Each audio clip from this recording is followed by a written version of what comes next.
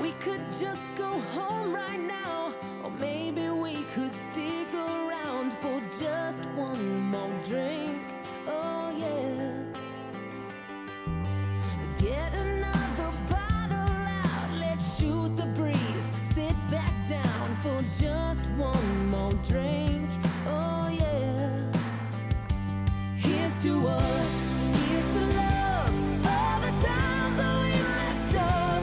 Here's to you, fill the glass, 'cause the last few days have gone too fast. So let's give them hell.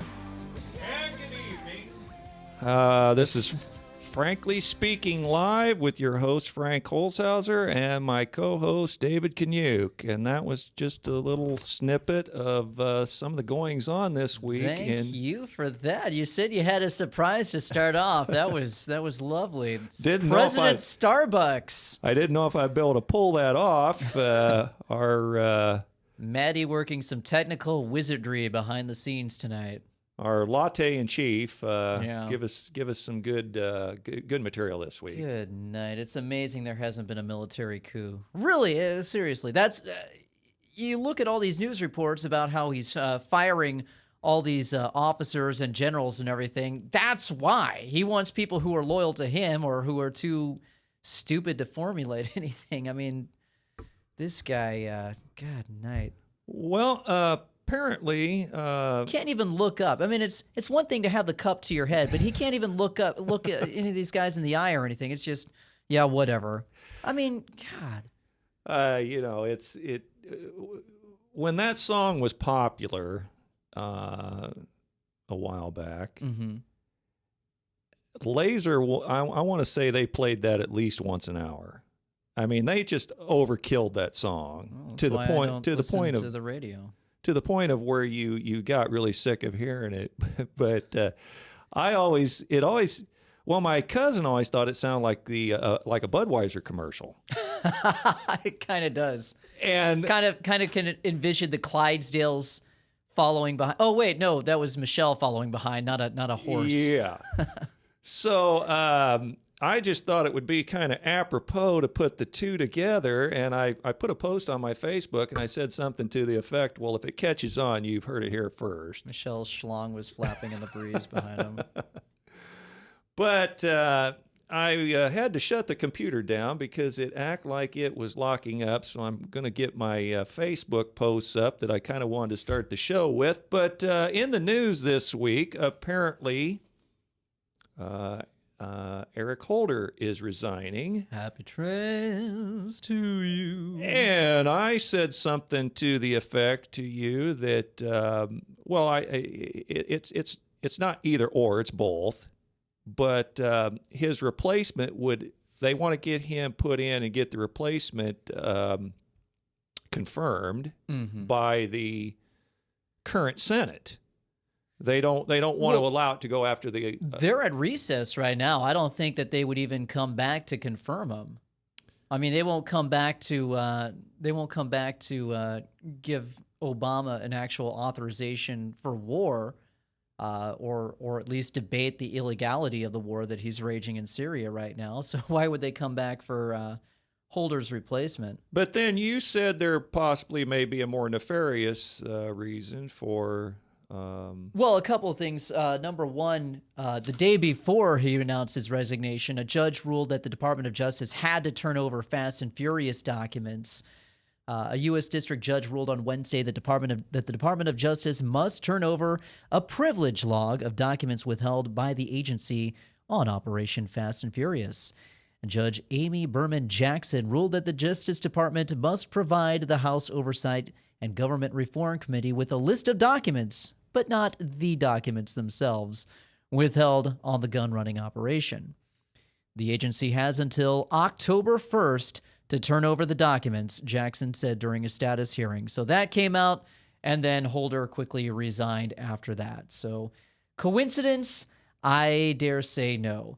But one other thing that I saw today, actually, this was from the Daily Caller, that the prosecutor behind the Dinesh D'Souza case is now being floated around as a possible replacement for the attorney criminal in chief. Yeah. Well, Greg Gutfeld was opining on one of his shows, saying that Al Sharpton was going to be part of the process of trying to find the new replacement, and it rhymes with Al Sharpton.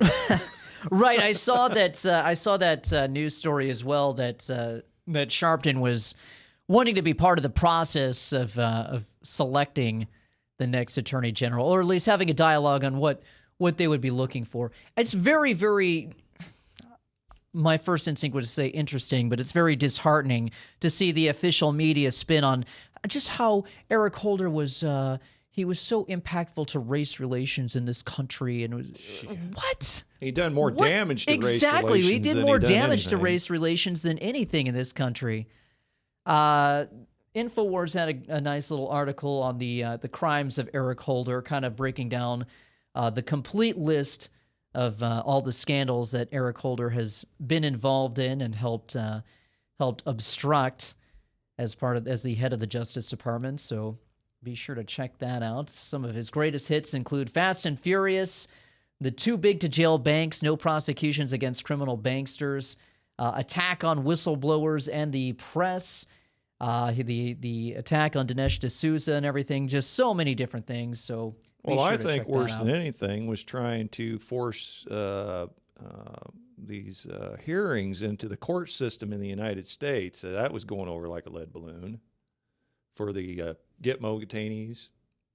Oh, that's far down the list. Nothing on Benghazi or anything like that. Just, Well, we got a lot to get to, but there's been some breaking news this afternoon, and we talked about it on Mac's show at 3 o'clock, View from a Pew. He spent his first segment on it, but apparently there was a beheading in Oklahoma. Now, I opened the story when I got downtown today, but I didn't actually open the story enough to read about it, and I didn't find out about it till I got down here at the studio. But apparently somebody at a food distribution center was trying to proselytize some of his co-workers into the Muslim faith, and he was chastised by the Human Services director, and apparently the guy went out and got his machete or knife and promptly beheaded the human service person. right. What I had heard was that he was let go from that human distribution center or that food distribution center, and then came back and started stabbing and severed a woman's head, stabbed another woman before he was shot by an off-duty, what was it, like a state trooper or something like that. Well- basically someone who wasn't acting as an official capacity. He just happened to have his firearm with him. You mean the Second Amendment worked? Well, my first response was, good thing somebody had a gun. Yeah, exactly. That's the part that's being played down. Well, the MSNBC will be sure and make note of that. MSNBC. Well, I don't know. They'll probably try to sweep that under the rug. I mean, they'll probably just try and say that he fell on a bullet. Yeah. Sure. But yes, he was fired first, I assume. Mm-hmm. I don't know how quickly these two things merged, the firing and the beheading, but apparently he's come back at a later date. He was probably fired because of proselytization on the job, I assume. Well, yeah, and I'm not sure about that. KFOR in Oklahoma, their story says officials with the Moore Police Department say the FBI is now involved in the investigation related to a brutal attack of workers at a food distribution plant. Sergeant Jeremy Lewis says the alleged suspect, 30-year-old Alton Nolan, had just been fired when he drove to the front of the business, hit a vehicle, and walked inside. He walked into the front of the office area where he met 54-year-old Colleen Hufford and began attacking her with a knife. Sergeant Lewis confirms the type of knife used in the attack is the same kind used at the plant. Lewis confirms that Hufford was stabbed several times and that Nolan severed her head. He then went on to attack 43-year-old Tracy Johnson and attacked her with the same knife. Officials say at that point, Mark Vaughn, an Oklahoma City Reserve deputy and a former CEO of the business, shot him as he was actively stabbing Johnson, the second victim. So, this guy was a reserve deputy and took out his own personal firearm, I would assume, and ended that threat. But you know what? We shouldn't be allowed to have guns. No. We should not. And Islam is a religion of peace. Remember that. Guns bad, knives good. Absolutely. Absolutely. So let's all stop being racist and just embrace our jihadi overlords. Well, good segue into the next story I'd like to mention. Apparently, this week we had a breach of Secret Service security at the White House, Okay. and Michelle Bernard was opining on this on, I believe it was Hardball on MSNBC towards the end of the show, and I post this on September the 24th. You know, for years, all I have heard is that blacks and women, all they desire is equality. But Michelle Bernard on MSNBC proves this to be bunk. After the Secret Service neglected their duty and dropped the ball, letting someone breach the security fence at the White House, Michelle says we need to lock the front door and give more security since we have the first black president. So they don't want equal protection, they want extra protection. Exactly, and that's what all of these equality movements are about. They don't want equality, they want special treatment. So I wonder if Chris Stevens and Sean Smith should have called the go-to Michelle Bernard instead of Hillary Clinton. Our ambassador in Benghazi, I guess, wasn't black enough. That's right. That's why they didn't get the extra security. Well, there are plenty of reasons why they didn't get the extra security. They wanted Chris Stevens dead is why they didn't get the extra security. But yeah, it's very much like what George Orwell wrote about in Animal Farm. All of us are equal, just some of us are more equal than others. And no, really, that is what the Obama administration is turning into, is the pigs of Animal Farm. Yeah, well, I'm just wondering how somebody got that close to the fence and was able to jump over it before a camera. Where was the NSA? Yeah, I don't know. I haven't read this story. It's amazing. Yeah, it's amazing that that somebody was able to get over there. But maybe they should just make the White House a fortress. Maybe he shouldn't have to live in a regular house like that. Maybe he should live in a castle with a moat around it and just be our emperor. Yeah. He already has a phone and a pen, so he's already the dictator in chief. Yeah. By the very definition of that. And latte in chief. And he's president Starbucks as well. So why not just have him live in a castle, and then we can all just bow down to him and pray to him that he'll give us daily bread. Well, Charles Krauthammer opined once that why does he even bother with the pen and the phone? Why didn't he just take a bullhorn up to the balcony of the White House and have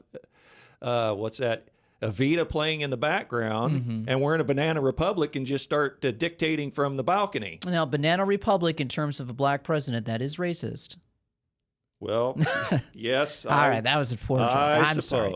But, yeah, I mean, how can we say that we're not a Banana Republic at this point? When you've got somebody who says that he can do whatever he wants, whenever he wants, he can declare war on any nation, and no one's going to try and stop him. He can spy on whoever he wants. He's got the Military Commissions Act, or I'm sorry, the NDAA, the National Defense Authorization Act, that says he can put anyone away. He can kill anybody he wants. He jokes about how he's a good killer. He brags about how he's got a list that he updates every Tuesday on who he's going to kill with drones. Well, an act that he criticized all through the primary, and 6 years into his presidency, he's using the resolution, the use of force resolution to go into Afghanistan and try to disrupt terror camps, and the act to go into Iraq. He's now using these same resolutions to go into this. And what's sickening and what really shows the fraud of the false left-right paradigm is that if this guy had one of the R's on his chest, signifying as Republican, the Democrats would be screaming bloody murder. Their hair would be on fire. The fact of the matter is, every single American should be screaming bloody murder at this point. This has been Frankly Speaking Live with your host, Frank Holzhauser, and my co-host, David Kaniuk, and we will return after the break. Real Estate Concept Studios. This is Webcast One Live. If you choose to obey the power of sin, it leads to death. If you choose to obey obedience, it leads to righteousness. Forgiveness is just the beginning of life in Christ. God wants us to live for Him now. And because of Jesus Christ, the gospel was preached, and you and I are blessed today because of Abraham. Did you know that? We're blessed. Experience Truth, 99.3 FM. Whether you're 10, 25, 50, 80 years old and beyond, everyone needs to live within their means. I'm Tom Coates with Consumer Credit of America. For almost a quarter of a century, we've helped people of all ages learn to manage their personal finances to benefit them far into the future. When problems arise, we've got the experience you need to make those debt problems go away. Got financial problems? Call Consumer Credit of America. Hey, psst. Let me let you in on a little secret. You ready? Always try to do business with people, not places, especially if you seek honest Christian business people. And when it comes to my car, I really need to trust who's working on it. Now, my family is so blessed. A few years ago, we found a family-owned automobile repair shop that operates as a Christian business also. Open, honest, reliable, trustworthy. It's AMCO on Hickman Road in front of Kmart. And it's a family-owned Christian operating business. This family treats your car as if it was their car. Everything from oil changes to transmission repair and everything in between. So the next time you feel the need to be at peace with your choice of who you can trust with your car, give AMCO on Hickman a chance to serve you. And tell them Max sent you. The only way we come to know the Saviorship of Jesus Christ is by bowing and acknowledging that He is Lord and King over all the earth. Jesus Christ died on a cross, paid the penalty for our sin, and by repenting of our sin and accepting Him by faith, what He did for us, we are forgiven. Salvation is not a combination of faith and works. Salvation is by faith alone in God. Experience Truth, 99.3 FM. From the RE/MAX Real Estate Concept Studios, this is Webcast One Live.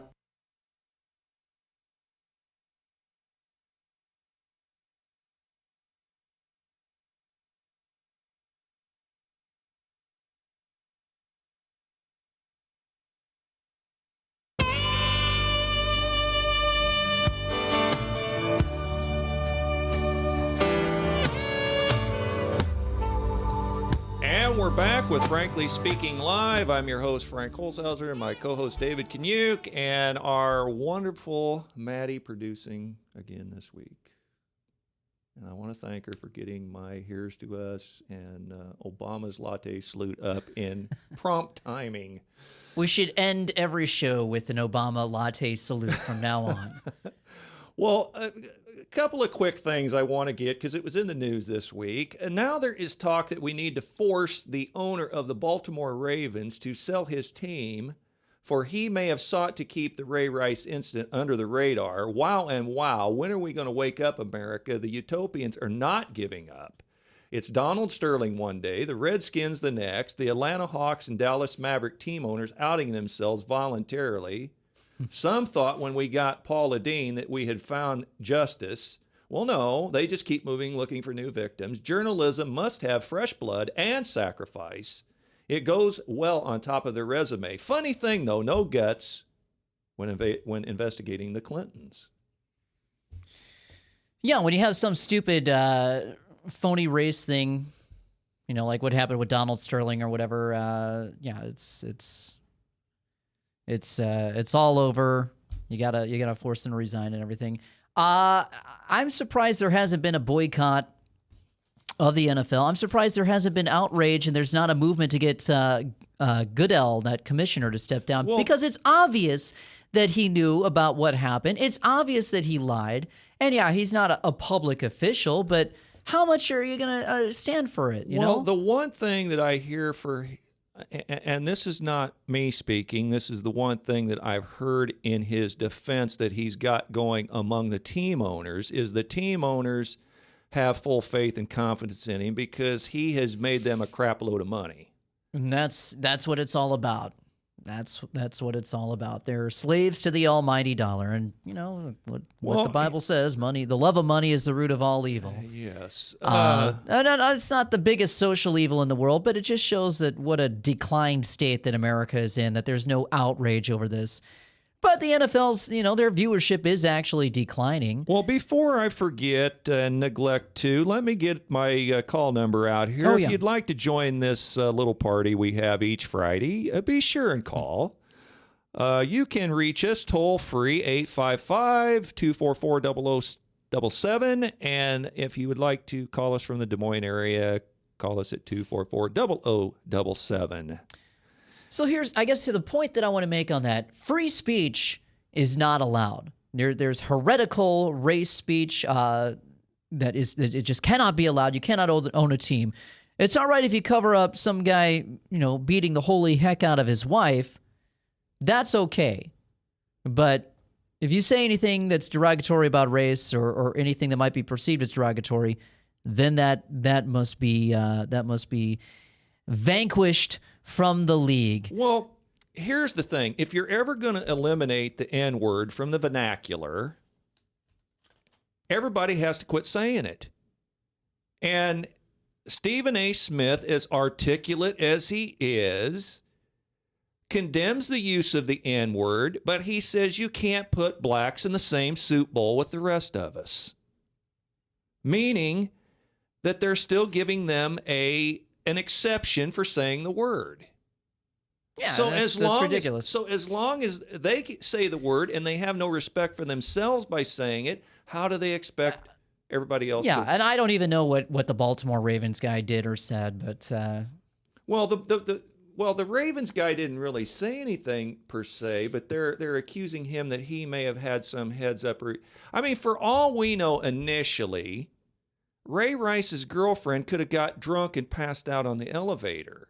I mean, it was pretty obvious that he was dragging her out for some reasons, but without the initial video, now it all is going to come down to who had who and when did they have access to the first part of that video. The bottom line is the NFL is a sleazebag organization that's partnering up with the government to push gun control and push Obamacare and push, TSA involvement at stadiums and everything like that. So just boycott the NFL. It's become a national religion.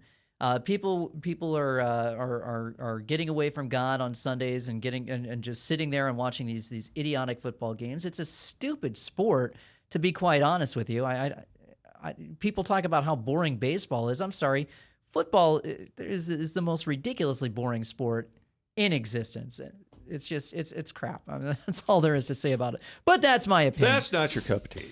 Right. So on September the 23rd, I posted this. Naomi Klein has a new book out where she basically admits that global warming is a ruse to overthrow capitalism.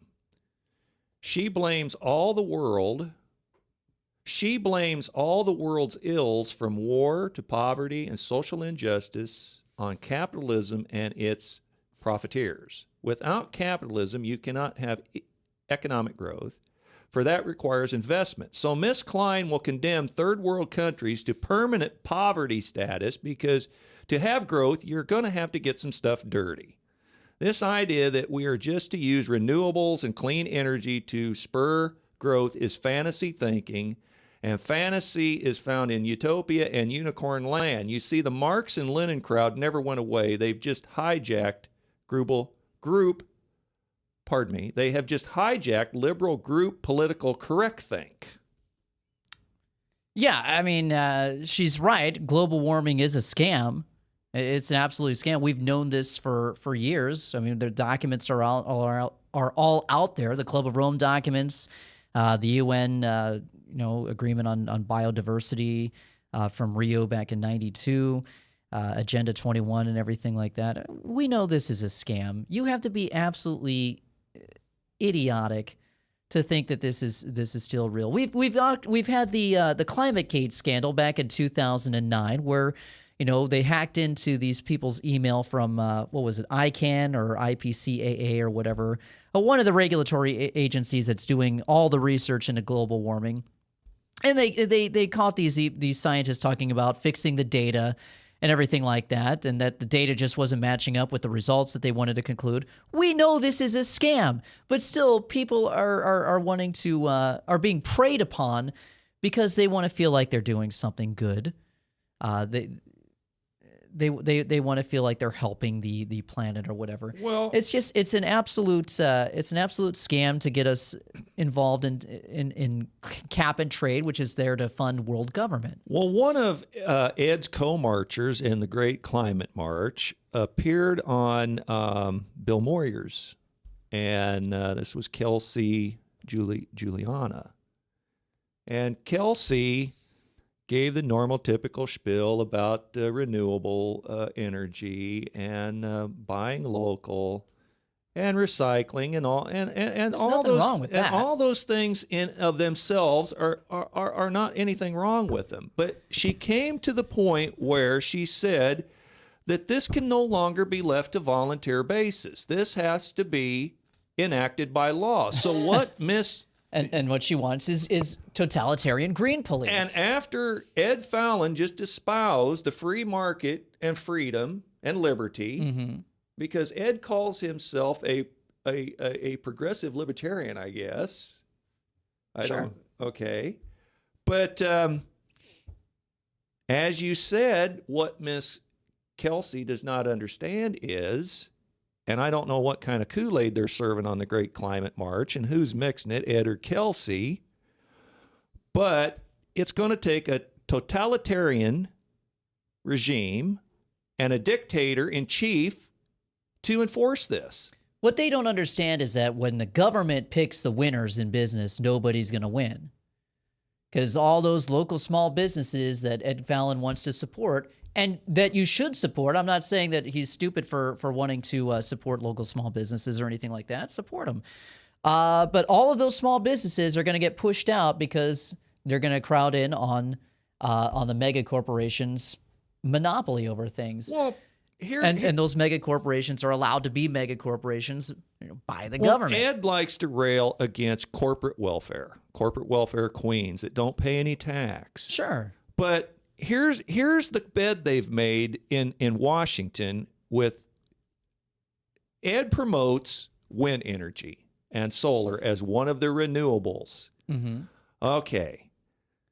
We subsidize more than oil production. We subsidize wind at a higher rate than oil. And the CEO, Jeffrey Immelt of General Electric, they're the number one people who are not paying taxes in the country. Right. They are behind the wind energy. And the number one stock that senators and congressmen trade in is GE stock. So it's this cozy relationship. Sure. And then you got a useful guy like Ed Fallon who is he legitimately believes what he's doing is doing some good, and he's drinking the Kool-Aid, and I'll pat him on the back in a sense that he's walking the walk. But what he doesn't realize is he's being used for a dupe. Right. He's what they would call in wrestling terms, he's a mark or a useful idiot, you know? When my daughter was young and she turned her nose up at something that was cooked for dinner that didn't necessarily suit her fancy, I'd say, well, good, that just makes more for me. Doesn't Ed understand, though, that the end result of allowing, and this woman, whatever her name was, don't they understand that the end result of letting government dictate climate issues and things like that, don't they understand that the end result is that they're going to move everybody into megalopolis cities that are going to be control grids on everybody? Oh, sure. No one's going to be able to live, out in the country or anything. All those vegetables and everything and the chickens and everything that Ed Fallon likes to grow, he's not going to be able to grow that. He's going to be living in a dirty, polluted mega city, and he's not going to be able to travel or do anything. And he's going to be told that, it's for the earth. They want central planners to dictate our energy exactly, policy. And these are all laid out in UN documents. That's the thing. They just want like 10 mega cities across the U.S. That's what they want. But my point is whatever you use, you save and conserve out there as a consumer, Hillary Clinton and Barack Obama are ready, willing, and able to use up. Well, the point is that we don't really have right now a free market system. You know, we've got government picking winners. If we had a free market, more of a free market system, then we might have cleaner energy, which Ed promotes. We wouldn't. Yeah, he promotes it, but he just doesn't understand. We're more of a fascist society. We are a fascist society now, unfortunately, and I don't relish saying that, but it's the truth. So, Dr. John Coleman was the meteorologist who founded the Weather Channel back in the 1980s. He probably would have a little bit more insight into climate issues than your normal average bear. And he's called the whole global warming thing, he's called it the biggest scandal that's ever been perpetrated on mankind. Well, the problem of it is you cannot usher in cap and trade and shove it down the throats of the American people until you prove without a doubt, the jury's out or the jury's in, that global warming is a reality, and anybody that says anything different is a denier. That's right, and that's why they shut down that debate. And anybody who looks into what cap and trade really is, that's not going to help pollution anyway. They're just paying more money in to fund a global government so they can pollute at the same rate. Exactly. Well, this has been Frankly Speaking Live with your host, Frank Holzhauser, and my co-host, David Canuck, and Maddie producing. We will return after the break. From the RE/MAX Real Estate Concept Studios, this is Webcast One Live. I'm Brian Leach, owner and general manager of Service Legends. I brought along a couple of the home comfort heroes.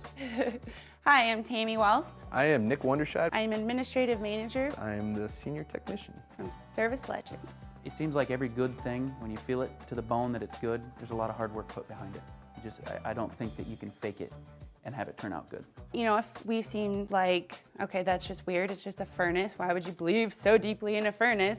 It's not just that, you know, we want to show the world that you can have good service. Yeah, I mean, it's your home. You know, it's built into our daily trainings, it's built into our culture, that we're gonna do whatever it takes to have each client say they love us, period. That's why we spend all the hours in the training that we do. And if we guarantee it's gonna be a good experience for you, or else it's free, what type of work do you think we're gonna do? There is a guarantee. Temperature selection guarantee, fixed right or it's free guarantee, comfort guarantee, best value guarantee. All of these guarantees hold us accountable to ensuring that we exceed your expectations. And if for whatever reason we'd fail and we can't make it right, we guarantee all of those guarantees with a 100% money back guarantee. I mean, if you don't think that your technician can fix it right, are you gonna say that to a client? No. You don't have to worry about having a technician come to your house. We drug test, background check all of our team members. We put safe people in your home. Each and every one of our service techs, 400 hours a year in training. You tell it the minute they walk in the door. They know what they're doing, they've done their homework, and they actually truly care about what you want. Because at the end of the day, you're the person that makes sure I have a job. They're gonna be listening. They're gonna wanna know what your challenges are. Then they're gonna come and give you options, and you get to choose. If I'm there to help and I make it easy and painless, I did my job right that day. Well, when it comes to your comfort, safety, and your family, you know, you don't necessarily go buy the most expensive, but you get the most bang for your buck. Oh, it's worth it, because there's a lot of people that will find a way to get it to work right now and then leave and then come back, charge you again, and the cycle just repeats itself. So when I'm out there looking at the furnace, I want to find why it failed today. How can we change the part today with something that you're not going to have to worry about? Is it worth changing the part today? I mean, you can put a lot of money into a furnace. I can fix parts all day. There's good job security in that for me. But is it the right thing for you? I get a lot of the phone calls of after the technicians are there. They're just in awe. They're like, wow, you guys are great. I mean, I don't even know what to say. You guys are great. Everything you did was perfect. It was great. Keep going though. I like this. Just give us a try. I'm gonna take all the risk. I've got the time to make this right. I've got the support to make it right. Just check us out. And if you don't see the value in what we do, I mean, fixed right or it's free or 100% money back. Enough said.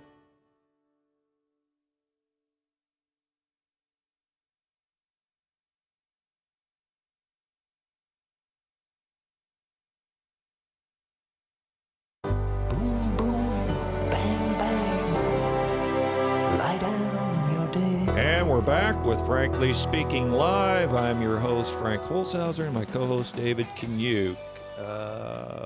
Well, our Nobel Peace Prize president is at it again. He's going to war in Syria. Oh, I thought he ordered another latte. Oh.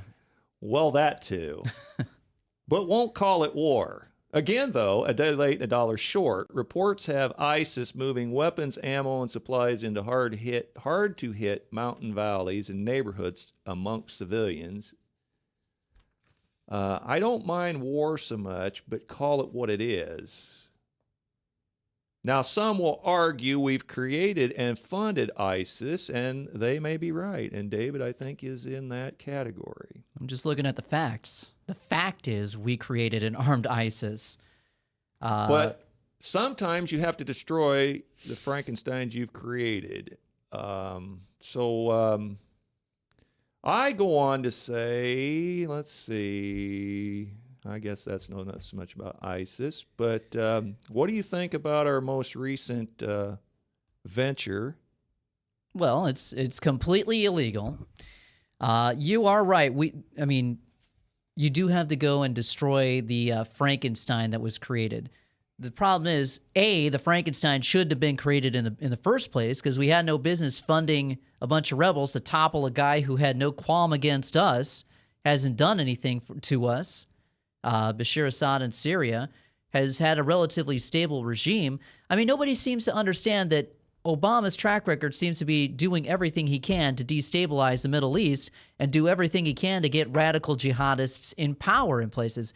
Every place that doesn't have a jihadist government, he's trying to put one in there. Well, we've discussed this, and I think we've established some facts on this show, I think, that are indisputable. And I think one of the facts that I don't think anybody can dispute is why we're in the Middle East at all. And why we're there is because we want to be friends, quote unquote, with some unfriendly regimes to get their oil. I think it goes beyond that. I think it has more to do with getting rid of anybody who would be a stronger and independent nation and getting a centralized bank installed in those countries. So the hypocritical thing that sometimes we do is we make friends with people like Saudi sheiks who their hands aren't clean necessarily in the Arab conflicts. And so sometimes we get in these situations where we put people up to fighting the wars that we can't fight. They're proxy wars. As we fought in Afghanistan, we was arming the Taliban to give resistance against Russia. And then in some sense, we turn on the Taliban, or we turn on the friends that we once funded or we once propped up. And that's kind of what happened in Syria, right? No. That's not really what happened in Syria at all. The bottom line is we don't like Assad. We want a jihadist government in Syria. So we're funding these people that were called the FSA, the Free Syrian Army, who went on camera eating the hearts out of their victims. John McCain went there and said that, they're moderates. They're really just a bunch of good boys.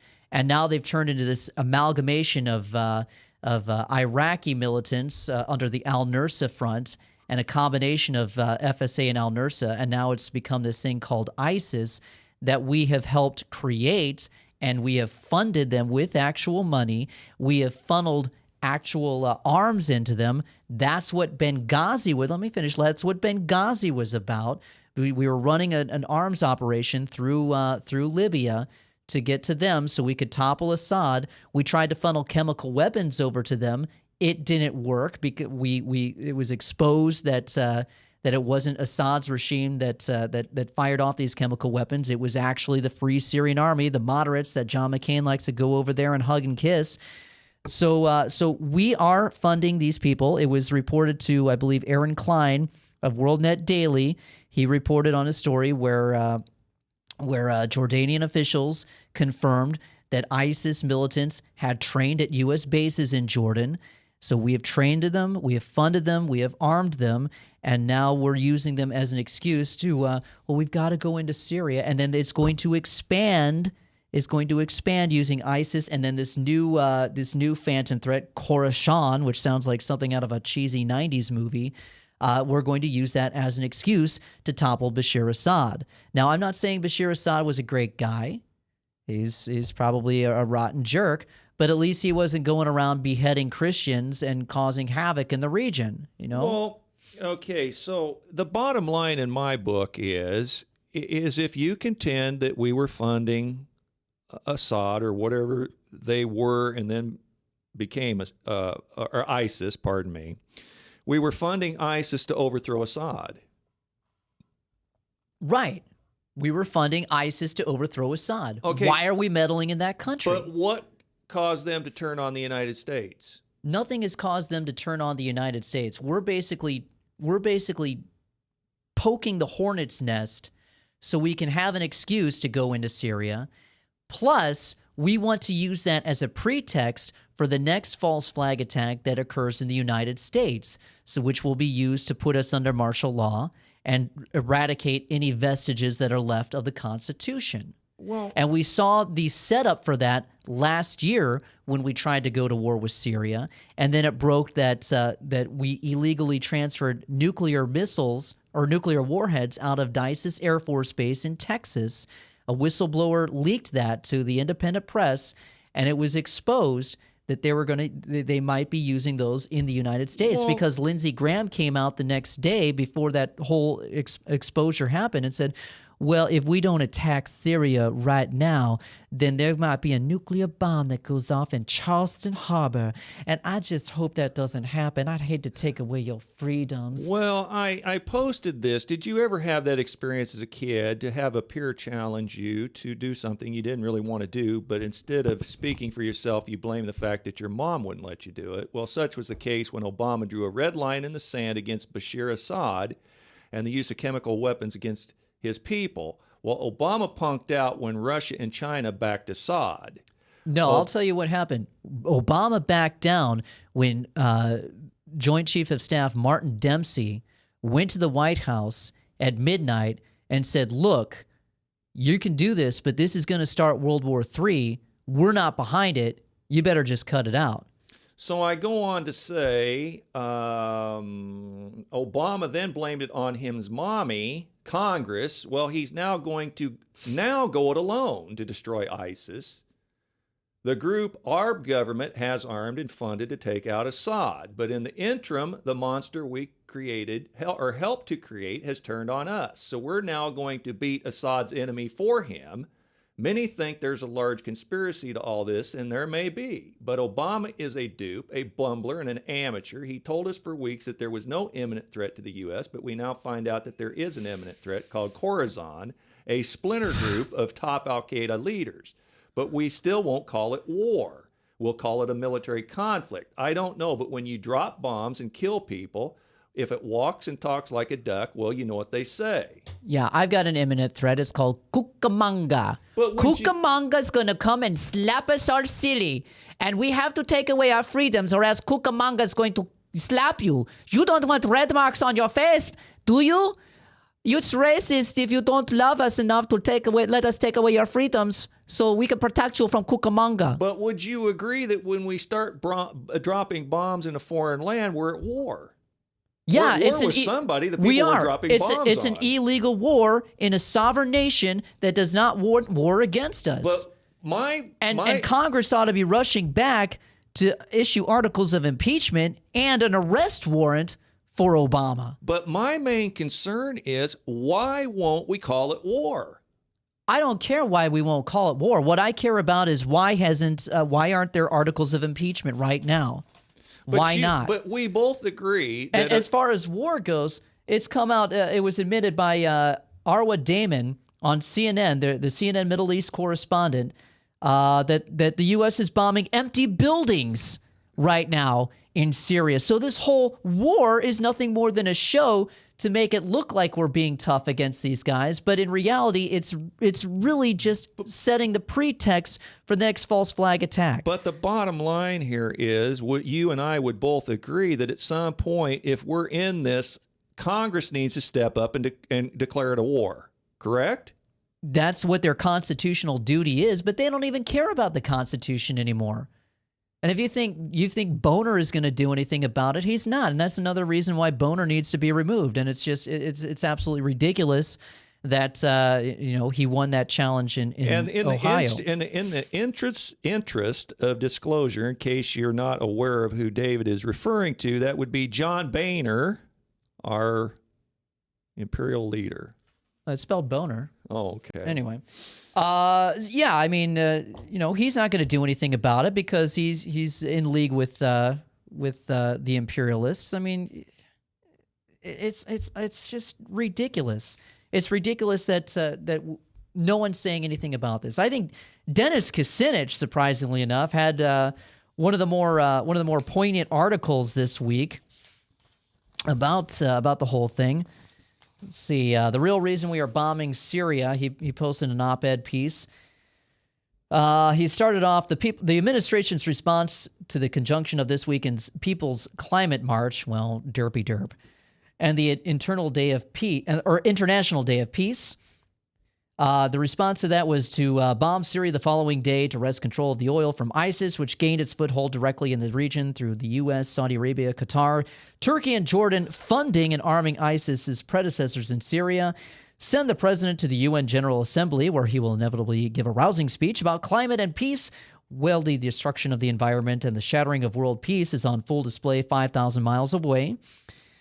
Nothing better illustrates the bankruptcy of the Obama administration's foreign policy than funding groups that turn on the U.S. again and again, a neocon-fueled cycle of profits for war makers and destruction of ever-shifting enemies. The fact can't be refuted. ISIS was born of Western intervention in Iraq and covert action in Syria. This Frankenstein-like experiment of arming the alleged freedom-seeking Syrian opposition created that monster that roams the region. ISIS and the U.S. have a curious relationship, mortal enemies that, at the same time, benefit from some of the same events, and it goes on. So I would look that up on the Google machine when you get a chance. Well, this has been Frankly Speaking Live with your host, Frank Holzhauser, and my co-host, David Kaniuk, and we will return shortly after the break.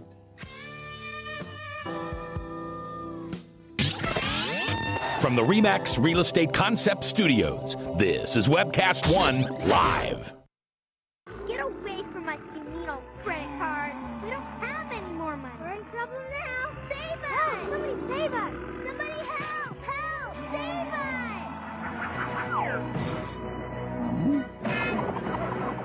us! Hi, I'm Tom Coates from Consumer Credit of Des Moines. If your credit card's a little too animated, give us a call. Hooray! We're saved! Consumer Credit, you're our hero! Metro Ford's on everywhere. Metro Ford's on everywhere. See 'em here, see 'em there. You got bad credit? We don't care. Metro Ford's on everywhere. Metro Ford's on everywhere. Visit emetroford.com for your guaranteed credit approval. Good credit, bad credit, no credit. Everybody drives with guaranteed credit approval at emetroford.com. Metro Ford's on everywhere. Visit emetroford.com today. If Tom Coates from Consumer Credit of America was your personal webmaster, Tom would filter out all bad debt emails. If Tom was your mailman, you'd never get any debt reduction junk mail. If Tom Coates was a lineman, he'd block any phone calls offering to reduce your credit card debt. Hi, I'm Tom Coates with Consumer Credit of America, and we're still your best choice for credit counseling. We're local, we're accountable, and we can do more. You make the call when the time's right for you. When it comes to competition, there really is none for Consumer Credit of America.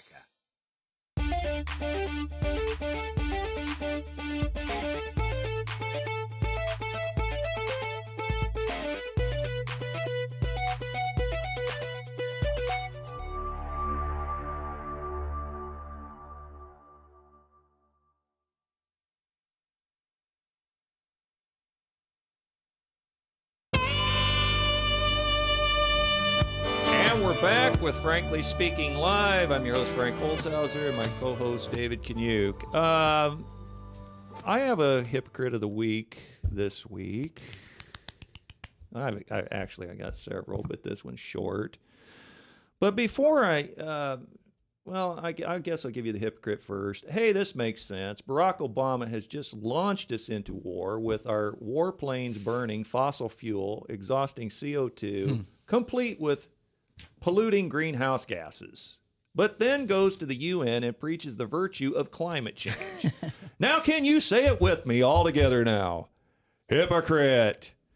But going back to your comment about Dennis Kucinich, David Brooks once said on Meet the Depressed that you have to go in with the assumption that both sides are half wrong.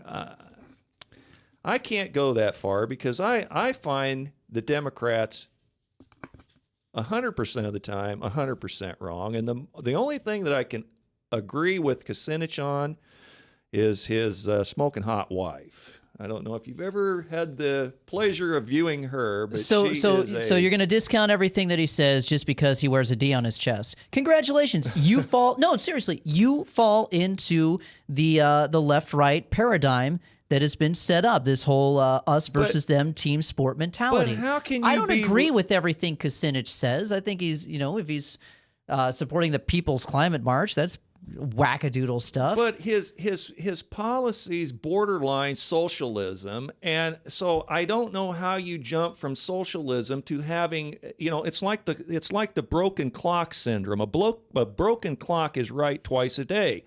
Is that, to me, that's the only reason some of these people are ever right on anything, because they're so wrong on so many other topics consistently. I mean, Edward Kennedy was so wrong on so many topics consistently. If he was right on something, you found it hard to take him serious. Look, I don't care if you're a Democrat. I don't care if you're a Republican. If you're right on an issue, I'm going to applaud you. If you're wrong on an issue, I'm going to call you out. Same thing with people like Sarah Palin. I've called her out on this very show for talking about wanting to kill every Arab out there, or I can't remember exactly what she said, but she was a hypocrite of the week once, and I called her out on what she had said, and then I turned around and applauded her when she was right, saying that Obama needs to be impeached. I don't care what your party affiliation is. Sure. If you're right, you're right, and that's all that matters. I agree. And Kucinich is right on this. I agree with that to a point, but what I'm simply asking you is, when somebody is consistently wrong 99% of the time, now there's some people that might be 75% right, 25% wrong. Pick your ratio. But when some of these communist liberal, bleeding heart liberals seem to be wrong on almost every occasion, and then the one few times that they are right, I find it hard to take them serious. I don't know if Kucinich is a bleeding heart communist liberal. I don't think he's a communist. I mean, I've listened to a few interviews with Kucinich, and he's come across as an intelligent and articulate guy. Again, wackadoodle on the climate change stuff. Really disappointing that he voted for Obamacare after getting bribed with that stupid Air Force One ride. So I've said that he's wrong when he's wrong, and I'll say that he's right when he's right, and that's the same with any politician. I mean, if you're right, you're right. If you're not, you're not. And I don't care what your party affiliation is. Here's one. Life never ceases to amaze me. If you look at every detail that has happened in Syria the past 2 days, and you replace the name Obama with Bush, liberals and the media's hair would be on fire. Obama has railed and blamed Bush for his entire 6 years in office. He's using the term use of force resolutions gotten from Bush, that Bush had gotten from Congress after 9/11. This is laughable. Obama was against invading Iraq and really wasn't for Afghanistan, even though in the primary he painted himself into a corner promoting it as the good war, saying Bush took his eye off the ball going into Iraq. Yeah, and I was against Bush, and I'm against Obama. I mean, that shows consistency. Where in the hell is the Bob Woodward of our day? Woodward rode Watergate to a 40-year career just on one story, taking down a president. Has not one liberal media type have one pube on their sack? First off, Bob Woodward was given that on a silver platter. He was a naval intelligence officer, so he was part of the establishment. Okay. But the figurative Bob Woodwards, there are a ton of Bob Woodwards out there. We got Joseph Farah over at WorldNet Daily. We got Doug and Joe Hagman over at the Hagman and Hagman Report. We got Dave Hodges. We got Alex Jones. We got Michael Savage. We have a ton of people who are Bob Woodwards. It's just you have to go out and listen to those people. Where are these people that is taking down Benghazi, the IRS, the That's VA, where they the are. Fast and Furious, James Rosen, the NSA, Jimmy Bergdahl? They're there. You're just not listening to them. If Bush go read the tomes of investigative reports that Doug and Joe Hagman have done on Benghazi. They have done the most hard-hitting reports on Benghazi that anybody has ever done. Let me finish this, and then I'll make my point here. If Bush had dropped a load on a blue dress, he would have been impeached. But no one will challenge a lib. Hell, declare illegal war, no problem. David Corn of Mother Jones hates Bush and Cheney with a passion. How about old Corn Cob? You step up and be the next Bob Woodward. Yeah, and I agree. You're going to have somebody from the left persuasion, and I don't think Bob Woodward was a conservative. What I'm saying is you need a lefty that's got a hair on his sack to stand up and say, I'm going to take this liberal down. I don't care what stripe he is.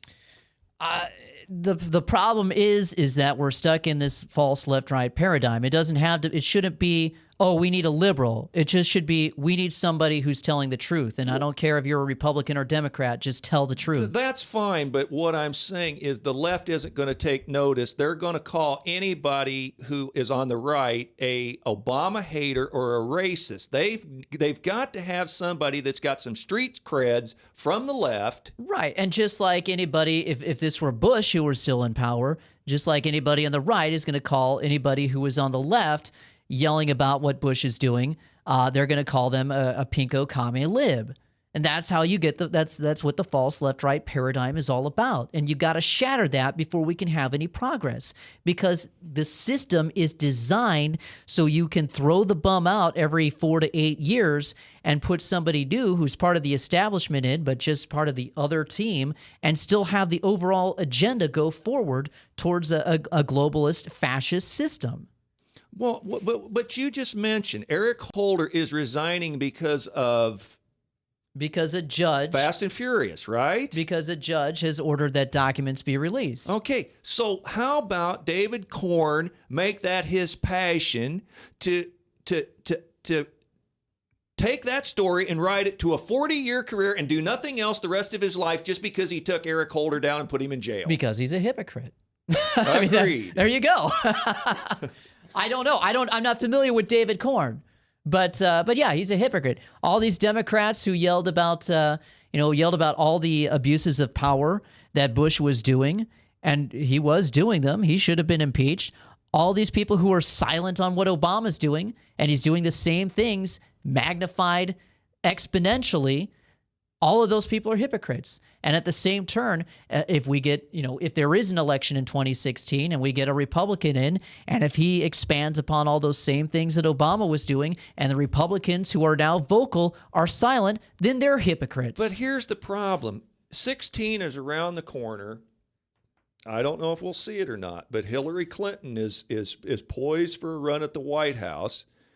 And nobody wants to take her down. In fact, they have websites to run interference for her and protect her on most of these. Oh, yeah. They had the Obama Truth Squads down in Missouri during the 08 election. The scary thing is, in 2016, there's articles now, Romney 2016 is for real. The good thing is, a new Gallup poll says that 58% of Americans want a political third party. We are making progress, ladies and gentlemen, of shattering this left-right paradigm. I could go for the third party, but they're going to have their own platform, their own governors, their own congressmen and senators. They can't go in as a third party and then caucus with some other party. And I say good. Bring it. Okay. Well, again, this has been Frankly Speaking Live with your host, Frank Holzhauser, and my co-host, David Kanyuk, and we will return next week. Same bat time, same bat channel.